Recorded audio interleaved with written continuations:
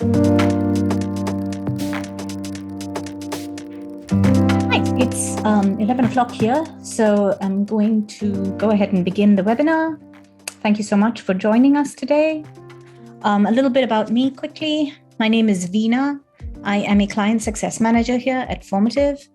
I'm a former teacher and teacher trainer myself. I've worked in the UAE and India and the USA as well. And primarily with schools implementing flexible, inclusive curriculum. That's sort of been my focus and interest. I'm also a dog owner. I should put a picture of myself with my dog up here. Quickly, what we're going to cover today, as you know, this is a reading and writing webinar. And so we're going to be covering how you can use formatives to assess fluency, and to keep your running records for your students, how you can use the free response and the short answer questions to their full power, and how you can grade those questions and use the unique formative feedback loop to really take your formatives to the next level. So this is what we're going to cover. A couple of things you need to know. This is being recorded. And it will be available for you to watch on our training center. So you can always access it. It will be 30 minutes long, and please type your questions in the chat. I have wonderful colleagues available and ready to help with any questions you may have. So without much ado, let's dive in. I'm going to give you, of course, you have a choice. You can go ahead to formative.com, as you can see on my screen right now, and log in into your formative account and sort of, play along as I'm doing my presentation, or you can just focus on my presentation, whatever works for you. So without much ado, I'm going to go ahead to my dashboard. This is my dashboard here, and I'm going to go ahead and open up the formative that I already have ready for this webinar, entitled. One of the most powerful questions question types we have. It used to actually be called essay, but really I think that title was a little limiting, so we changed it to free response because it really does give students a huge creative leeway in their response. And I'll show you how. So as you can see, I put in a question here that is about writing an essay, persuading the student's principal to allow students to continue attending field trips. I've also said, use specific reasons and examples to support your response. I've also said to feel free to use the tools in the blue plus sign, which I'm going to show you that your students will have access to. So as you can see, when I highlight any text that I put in here, I have a rich text editor here so that I can draw attention to things. I can italicize it. I can change the color to draw attention to it if I'd like, which is always a useful thing to have. And now that I've done with my question text, I'm going to toggle on use rubric. And the reason I've done this here is just in the interest of time, we only have 30 minutes. I'm going to show you here the rubric that I've started. So all I did is toggle it on and click on it. And here's what the rubric looks like. I just made this rubric in a few minutes. I've titled it, as you can see, Persuasive Writing Rubric. I've added a couple of categories. I can add a couple more if I'd want to. I've added a few levels here and put down whatever I thought made sense for each level. I can add levels as I want. I can change the points to reflect, accurately what I feel is necessary. And so this rubric now becomes attached to this question. So now that my question is done, what I'd like to do is show you what this looks like to my student. It's a great idea when you're making your formatives to have your student preview open so that you can see what that looks like to your students. And as you can see here, there's an eye that I'm going to click on my top right-hand part. which will give me a few options. I'm going to choose the pop-out option to view, which I'm going to do right here. And then what I'm going to do for you is I'm going to pull this out so that I can tile this over to the right and tile this over to the left. Now, what this does is it just makes it easier for me to show you that I'm creating my formative here on the left, and I'm showing you my student preview, what it looks like to my students on the right. Okay, so as you can see with this free response question, here's what it looks like to my students on the right. They can see that this is blue and italicized like I want it to be. They can see the rubric here. So they can click on this rubric, take a good look at it, read it, and help them guide their response. And here, when they, start typing, I'm not really typing anything, just typing gibberish, but when they do start typing, note that they can also use the rich text editor to organize their response by using bullet points, by changing the color of text, or by adding a hyperlink if they need to. Whatever way they need to organize their response. They can also, like I said, with the blue plus sign, they have access to this beautiful blue plus sign, which is magical because it gives them all these options to add audio, to add video, to add an image of, look at how much fun we had on our field trip. And look, I created this document, which tells you all the things I learned, and I'm going to share it here, So really, sky's the limit in terms of what they can respond with here.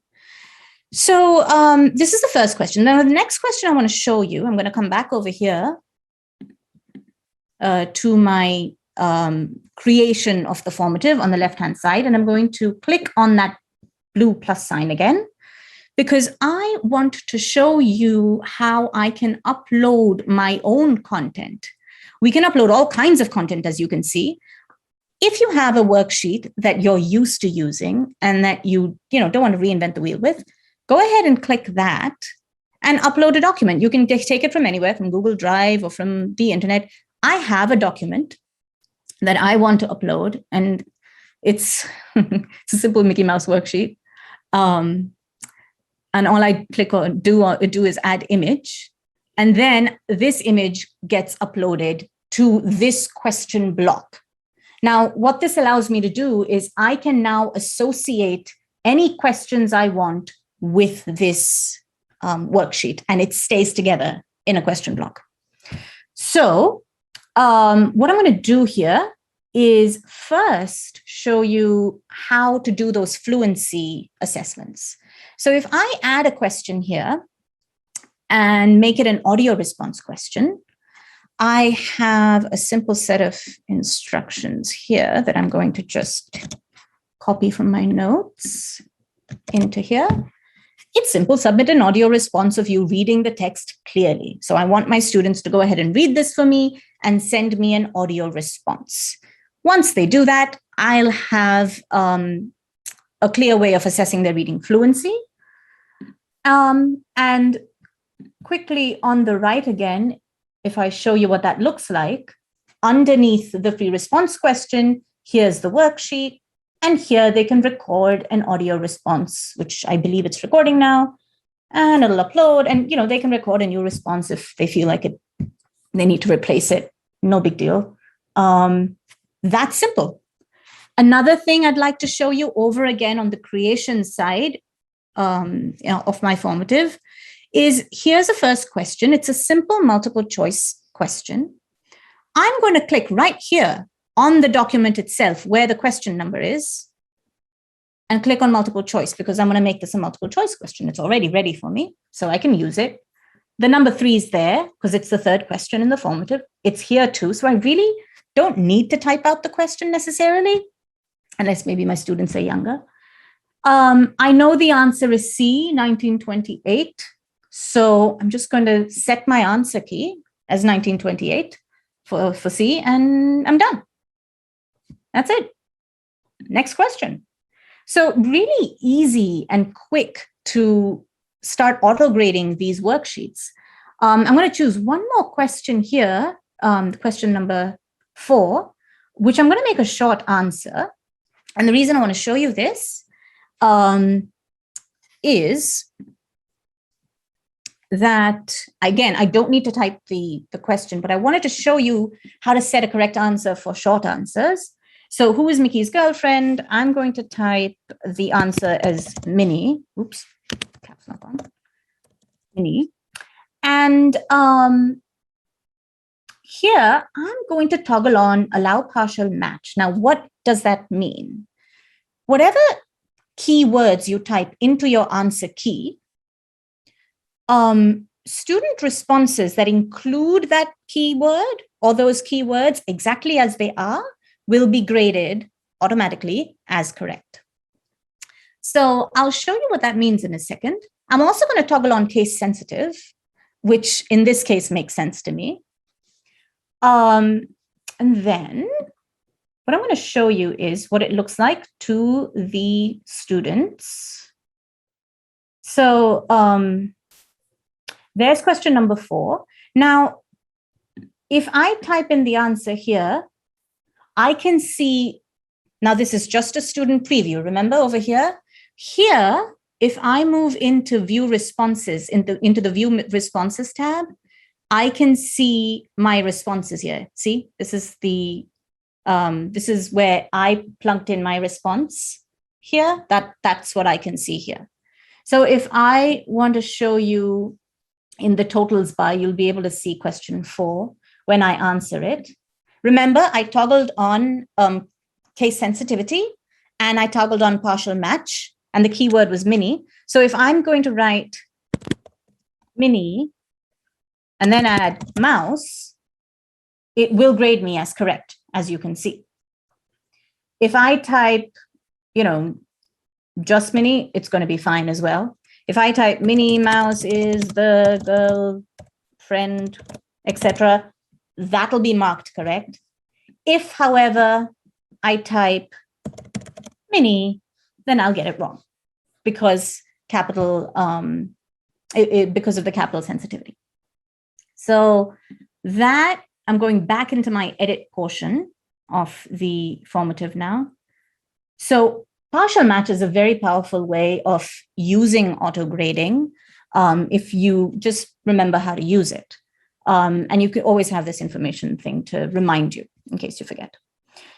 Right, so we've shown you a short answer key. Let's talk about show your work. Now, show your work is this really powerful tool that you can toggle on to really any question. As you can see, this multiple choice question has a show your work toggle option. The audio response question has it. Every question has it. However, it's also its own question.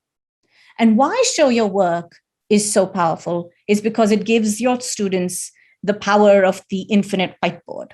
So I'm going to click on show your work here to give you an example of this. Again, I have a little example question. Highlight all the words that rhyme with bear. Now, this is bold. I don't want it to be bold. But what I do want is I want the word bear to be bold so that the kids pay attention to that word. And so very, very easy to do with my rich text editor available. Now, what I'm going to do here is give them a poem in the background right here so that they can highlight those words. So I'm going to edit background, all right? And then I have a document with me. I'm just going to add that document. So you see this little icon here with the image is what I'm going to click. And I'm going to upload the document that I want. I have a rhyming bear thing here. I'm going to add image and looks like the right size. So I don't really need to make any adjustments. I can if I want to. I can just select it and zoom in and zoom out. It's all ready. I'm clicking the little arrow and my question is done. I'm going to show you what the students can do with it now. So on the right-hand side, my students are going to see highlight all the words that I'm there. Okay, here's what I need to go to. I'm going to click this. Now, let's see. Usually this is, it's because it's a split screen that it's coming on top, but usually it's on the side, not that it matters. But for your children, here's a little teachable moment to know how to highlight words. Go ahead to this color part, choose a highlighting color, choose a thicker line, and reduce your opacity all the way down so that you can now highlight words. And so your students will come in and say, okay, bear, chair, fair, stare. Yep, they all look like they're pair. They can easily highlight things and click on the blue arrow when they're done. And there you go. Another tool for you to use. The other thing I want to show you in show your work, and I do have enough time, I believe, is, there it is, how you can, this is a slightly higher grade level question. So say I had this question, which is saying that I want them to read a paragraph and use the Venn diagram. So I'm going to edit the background to show you how I can do that. I'm going to add the paragraph. Again, it's a document that I already have. Here it is. Okay. So now remember, this is an infinite whiteboard. So I can use as much room as I want. I can select this and make it bigger or smaller or move it. Yeah. And I can add as many documents or images that I want. And so I'm going to also add this Venn diagram, which, oh my goodness, is way too big. So I'm going to select it and reduce the size. Now, remember that even if it looks small here, your students can zoom easily in or out when they're working on their whiteboard. So I'll show you that. Okay, this is because I'm working on a split screen. This is a little funky. But what I also wanted to show you was text.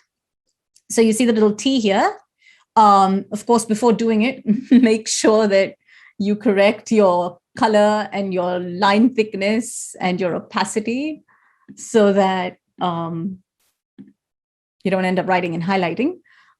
So once again, I'm putting it into text, and I can write here, extinction maybe, and endangered, so that they know that this is what I want them to do with the Venn diagram, is to read and then sort their facts out into what extinction means and what endangered means. Oh, goodness, excuse my spelling. But you get the idea. I'm going to click on that. And then I'm going to again show you here what your students can do with it. So here again, the students can read the question, click on their show your work, and they have these images exactly as I placed them. Now, they won't be able to remove the images or edit them in any way, but they can write on them or put shapes on them or put math equations on them or color them or whatever. Really, again, sky's the limit with this. Highlight, text, etc. And then when they're done, they just click on that box, and that's that. So the show your work is really quite incredible, along with the free response and the other questions that you can auto-grade.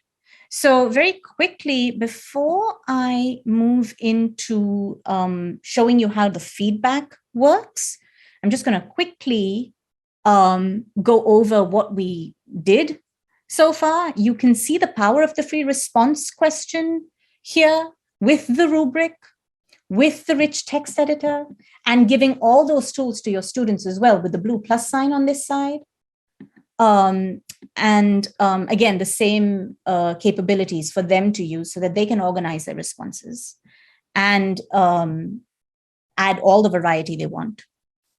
I showed you how to upload your own document and you can use it. You can use audio response to assess fluency and records and take running records.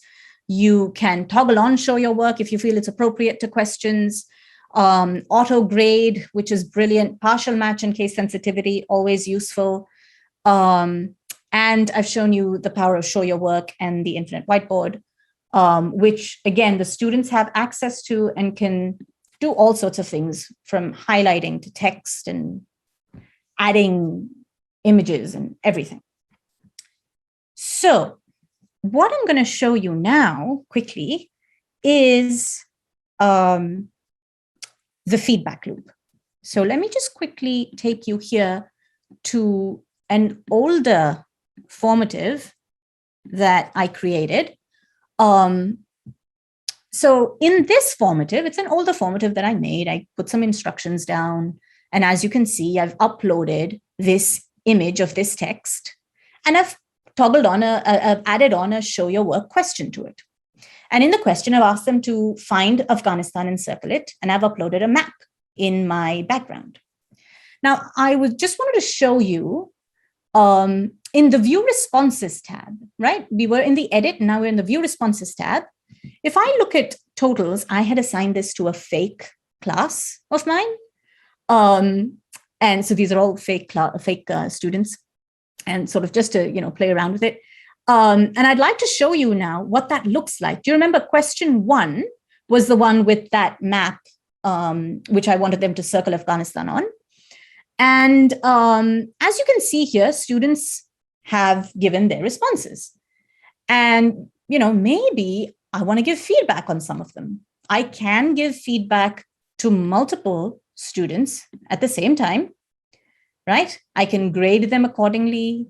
I can say, now the feedback is I love the idea of the feedback, particularly because you can send a message either now or when I close the assignment. So that's a delayed feedback if you'd like. The other thing you can do is you can draw feedback. So I've selected, say, this student who's sort of given me an overview of the whole of the Middle East. It looks like, no, not the whole Middle East, but almost. I'm going to draw feedback to them and say, this isn't really circling Afghanistan. So I'm going to change the color. I can't change what my student has done, but I can I can draw on it to show them in, say, purple what I want them to circle, for example. And click, and there it goes. I can send that feedback now, and off it goes. I can also say, type feedback out, please circle just the country mentioned or something. And I can send that either now or later. I can also add videos here. I can add video feedback. I can add audio feedback. I can give them a YouTube video, say, to watch to help them. Really an incredible way to promptly give exactly the feedback you want to give to any and all of your students. So this is basically the gist of what I wanted to show you all today. I know that, Katie, thank you for attending the chat for me. I will keep looking at the chat now to just see if there's anything else. Please do type in. If you want me to go over things again, I can. And if you have any questions, also, I just wanted to quickly show you that I can also share with you this. Let me just move this down. Sorry, too many things on my screen. The question mark. So the question mark is an awesome tool always available for you to reach out to the help center, to give feature requests, to find these tutorials in, you'll find these tutorials and webinars in our training center, as you can see here, training.formative.com. You can contact Formative support, of course. So lots of lots of information. So I hope this was helpful to you. And thank you so much again for joining.